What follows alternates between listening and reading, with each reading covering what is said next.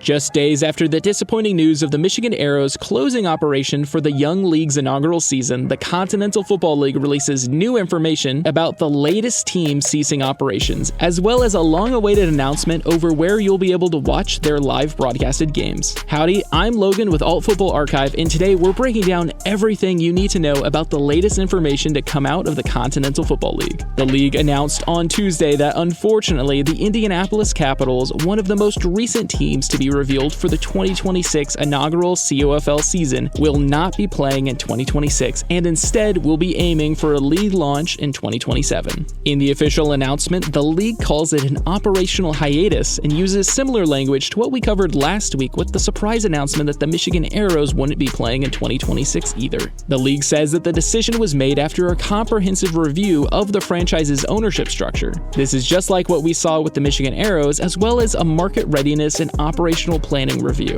The CoFL asserts that this decision was made to strengthen their long-term positioning of the Caps within the league and to reaffirm that Indianapolis remains a strategic and historic market within the CoFL and their future plans. The league says that they will spend time during the 2026 summer season to better prepare a local ownership group and business model to support the team for their reincorporation into the CoFL next season. In addition, the league reaffirms that the Droplight Grand Park Sports Campus in Westfield will serve as the home venue for the Caps in 2027. It is a multi-sport venue about 40 minutes outside of Indianapolis. This was an announcement that was unfortunately missed while I was releasing my 8-team overview of the CoFL and was previously announced as their home venue for the 2026 season, so this technically isn't new information.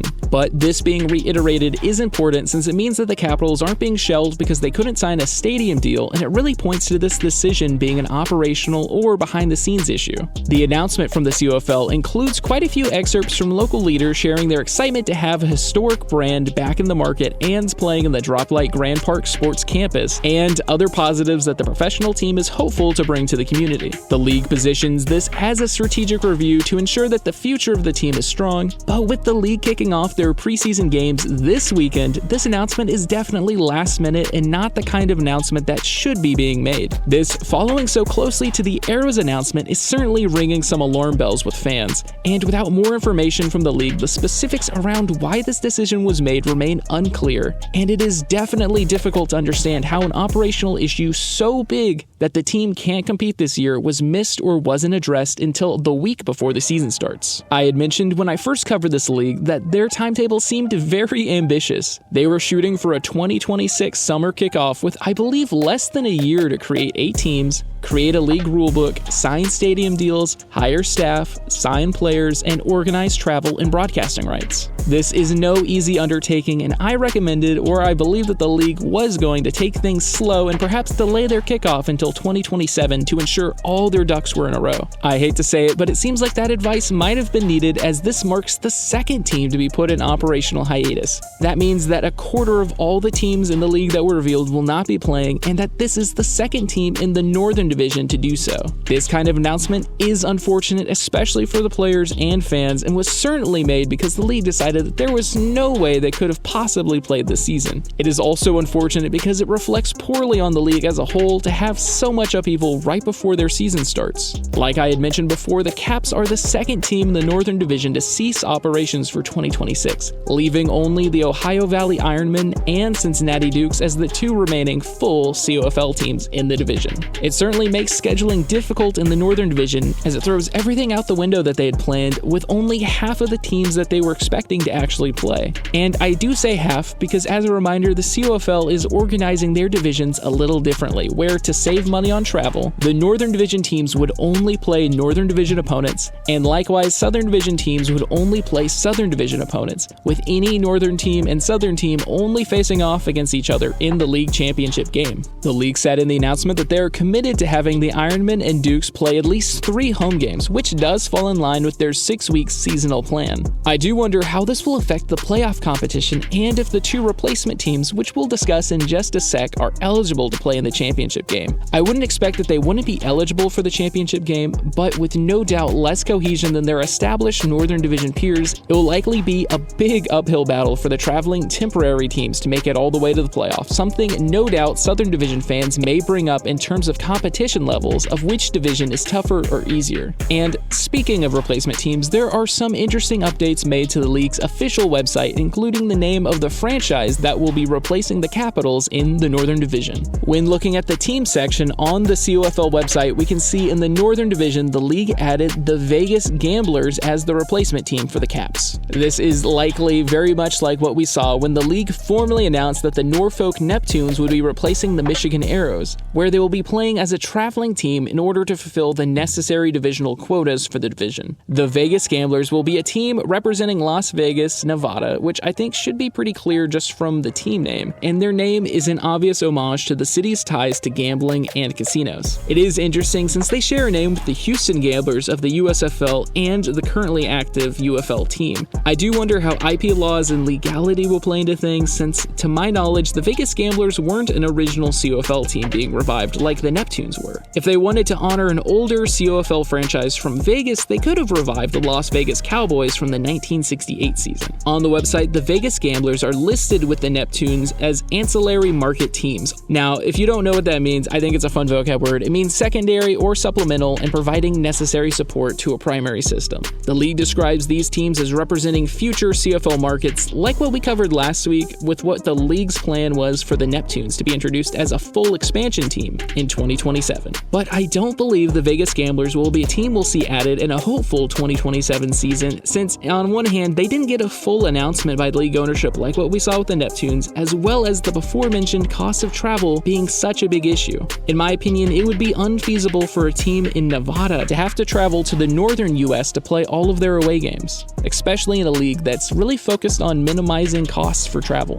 I'm honestly a little surprised they went with Las Vegas unless they plan to move the Gamblers to the Southern Division next season, which we'll be sure to discuss planning around the 2027 season later in this video. It is expected that the Gamblers and the Neptunes will be playing as traveling teams, likely made up of a combination of semi-pro and professional players to fulfill needed requirements to ensure that the Northern Division teams can have enough divisional home games to qualify for the playoffs. I do wonder if this is what the league was planning when they made an announcement before the final teams were revealed back in the beginning of the year that they had plans to play with only 6 teams if absolutely necessary. And here we are a few months later with 2 of the later announced teams bowing out and only 6 full-time teams remaining. I had speculated when that happened that announcement like that would only be made if specific team leadership was seen as shaky or being unsure of a full commitment, and it certainly seems like that could have been the case here. The league has plans currently to expand and incorporate the Caps, Arrows, and Neptunes fully in 2027. Like I said before, I would caution the league to not try to move too quickly.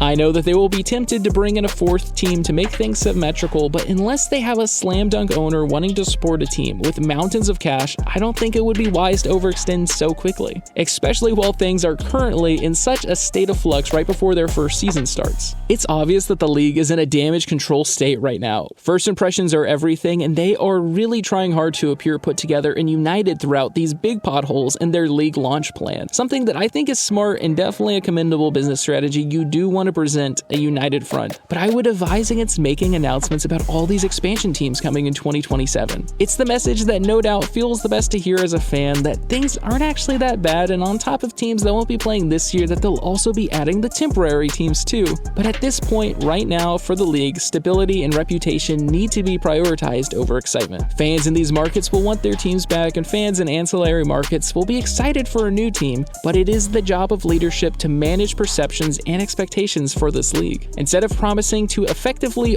almost double the size of the league from 6 full teams to 10 in 2027, I think it would be wise to promise at least a return to the planned 8 teams in 2027 by focusing on getting just the Arrows and the Caps back, and really only focusing on those 2 teams. If things go well and these operational issues can be solved quickly, then that's great. And if things are looking to line up well with the ancillary markets, then as a league they can move ahead of schedule. But as unfun as it sounds, I would plan on bringing in the ancillary markets no earlier than 2028 to ensure that everything is stable. As a disclaimer, I don't have experience managing sports leagues. I don't know what the behind-the-scenes strategy and coordination looks like, but from an outsider's perspective, it feels like the league's ownership has a tendency tendency to want to move very quickly, and they should work to try to temper that tendency for the sake of stability for the Continental Football League. And as a side note, while I was looking at the league's website, I noticed that some language changed on their landing page, with the league now positioning the 2026 season as, they say, a preview season. This makes sense as a strategic reframing given the recent changes to teams. To me, it sounds like this isn't anything more substantial than a change in language towards their inaugural season, but hopefully it means that they're able to reorganize around getting 2027 to be their fully stable league launch. And it should go without saying that any proposed 2027 season or future season right now, it isn't set in stone or guaranteed, and unfortunately, given all the turbulence around the teams and league stability, we have to view it this way. Now, moving away from the unfortunate news of team closure came the announcement that the Continental Football League has officially partnered with United Football Media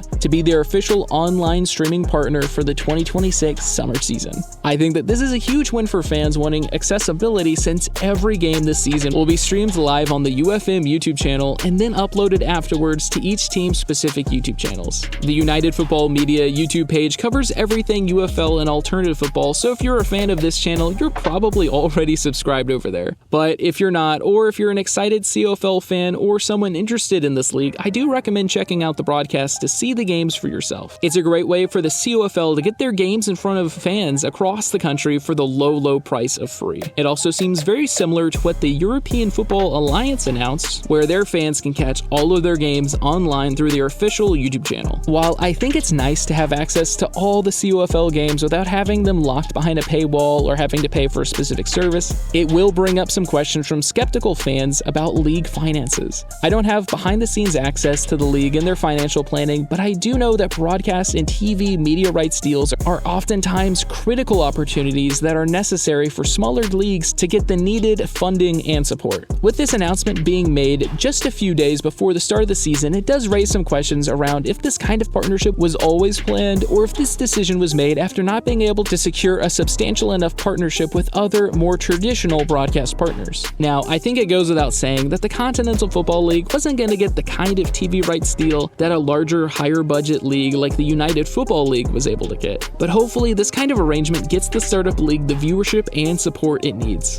It could be, since the CoFL is now positioning this season as a preview season, that this kind of partnership is beneficial by maximizing viewership and access to hopefully secure a substantial media rights deal in a hopeful 2027 season. With their inaugural season right around the corner and teams and broadcasting, hopefully fingers crossed, in place, there seems to be a lot of interest, or at least eyes, watching the CoFL's 2026 season. Be sure to subscribe to the channel so you don't miss anything, and if you're an alternative football fan, be sure to check out some of our other content on the channel. We cover news and history on all things alternative and spring football, with videos covering the United Football League, the Continental Football League, and recently the splitting of the European League of Football into 2 competing leagues. So if any of that sounds interesting, you're definitely in the right place. These kinds of announcements aren't the kind that you want to see being made by a league that you're excited for, but it's important as fans to stay realistic about how things are looking with this league. But with all of that said, I want to thank you for watching, and we'll catch you next week.